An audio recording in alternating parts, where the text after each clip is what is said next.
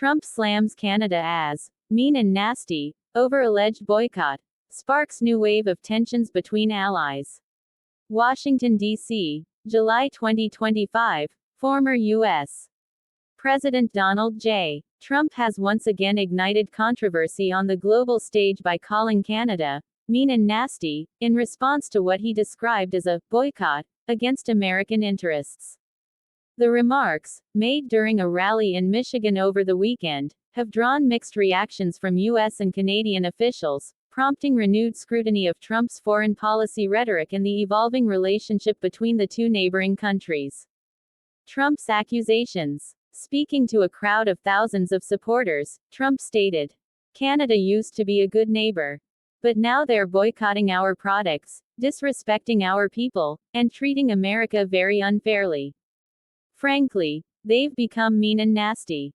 It's a disgrace." Trump did not provide specific evidence of an official Canadian boycott but referenced recent trade disagreements, cultural disputes, and political friction with the current Trudeau administration.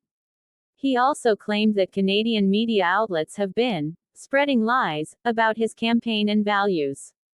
They've shut down American companies, they've canceled speaking events, and they've pushed radical ideas that go against everything we stand for, Trump added during his speech. Context behind the statement. The tension between Trump and Canada is not new. During his presidency 2017-2021, Trump frequently clashed with Canadian Prime Minister Justin Trudeau, particularly over trade tariffs, defense spending in NATO, and immigration policies. In 2018, Trump infamously referred to Trudeau as dishonest and weak, after a tense G7 summit in Quebec.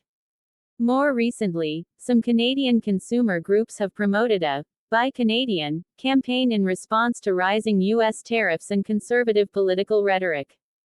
Though not an official government policy, the campaign has led to decreased imports of certain U.S. goods, notably agricultural and tech-related products. Trump appears to interpret these actions as a coordinated boycott.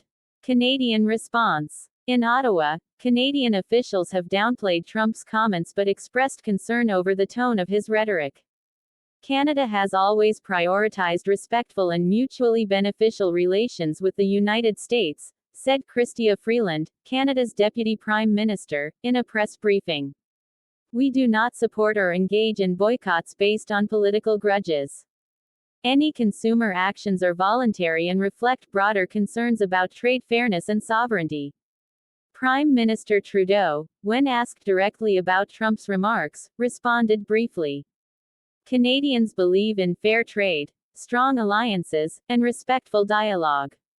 That's how we've always approached our relationship with our neighbors." Canadian media, meanwhile, has been quick to fact-check Trump's claims. Major outlets like CBC and The Globe and Mail pointed out that there is no official Canadian boycott of U.S. goods or events. Some analysts have described Trump's remarks as political theater, aimed at energizing his base with nationalist rhetoric ahead of the 2026 midterm elections. U.S. reactions divided. Trump's comments have sparked a wave of responses across the political spectrum in the United States.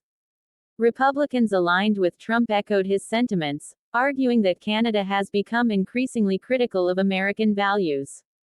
Senator Josh Hawley, RMO, posted on X, formerly Twitter, "Canada should remember who has stood by them in war, trade, and prosperity. Trump is right to call out their growing hostility." On the other hand, many Democrats and moderate Republicans criticized Trump's language as divisive and harmful to diplomatic relations. Senator Amy Klobuchar, DMN, responded, "Calling Canada mean and nasty is not diplomacy. It's not leadership.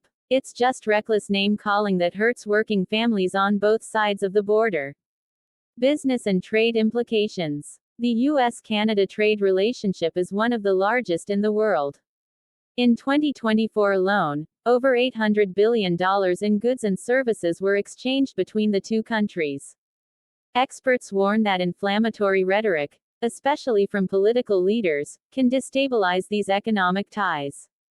Susan Parker, an international trade analyst at the Brookings Institution, noted, There is no evidence of a coordinated Canadian boycott, but Trump's framing of the situation could lead to retaliatory measures or stoke anti-American sentiment among Canadian consumers.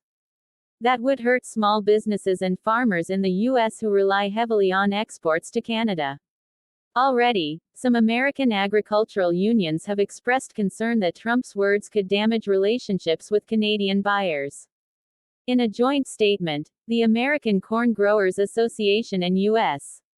Dairy Export Council urged both governments to remain focused on constructive dialogue and mutual benefit. Experts see a familiar pattern. Political analysts view Trump's latest outburst as part of a broader strategy. By portraying foreign nations, especially traditional allies, as unfair or disrespectful to the U.S., Trump taps into a populist narrative that resonates with his core supporters.